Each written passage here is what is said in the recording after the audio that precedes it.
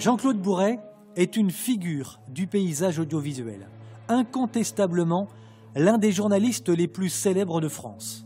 Journaliste à France Inter, rédacteur en chef et présentateur des journaux de TF1 puis de la 5, rédacteur en chef enfin à RMC. Jean-Claude Bourret a rapidement découvert, nous a-t-il dit, l'interpénétration entre le pouvoir politique et le pouvoir médiatique. Alors, je l'ai toujours dénoncé, mais de façon mesurée, parce que vous ne pouvez pas attaquer de front ceux qui sont beaucoup plus puissants que vous, sinon ils vous écrasent. Et vos patrons. Et ce sont nos patrons.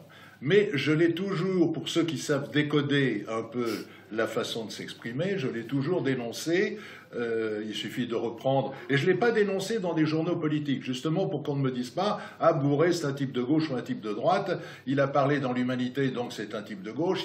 Il a parlé dans le Figaro, donc c'est un type de droite. » Je l'ai dénoncé dans des journaux comme Téléstar, Télé 7 jours. Ça m'a valu d'ailleurs de perdre le journal de 20h sur TF1 au moment où il y a eu la grande manifestation en faveur de l'école libre, parce que j'avais fait mon métier de journaliste. Et malgré tout le système qui avait été mis en place par la gauche à l'époque, c'est-à-dire qui tenait l'agence France-Presse, ils avaient nommé les directeurs de l'information de toutes les grandes chaînes de télévision, mais moi, je suis passé par-dessus eux. J'ai demandé directement au ministère de l'Intérieur et au service de presse combien il y avait de manifestants.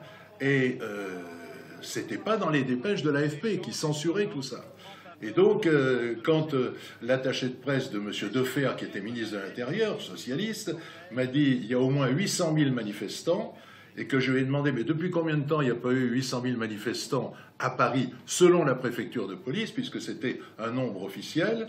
Elle m'a dit, un quart d'heure après, depuis la Libération. Et j'ai commencé le journal de 20h un dimanche soir en disant « Paris a vécu aujourd'hui sa plus grande manifestation depuis la Libération ». Il y avait comme directeur de l'information le fils d'un député socialiste qui était passé du grade de petit reporter au grade de directeur de l'information parce que c'était la gauche qui revenait au pouvoir, qu'elle avait une revanche à prendre et qu'il fallait mettre des gens à nous, comme disaient les socialistes, pour tenir l'information. Il a failli avaler sa cravate. L'Élysée, on me l'a raconté après, l'Élysée lui a téléphoné fou de rage, mais qu'est-ce qu'il raconte Bourret? Et on m'a viré du journal de 20h. Et on m'a mis à la création de la télévision du matin sur TF1. Bonjour la France, bonjour l'Europe. Voilà comment se fait la démocratie et l'objectivité de la télévision en France.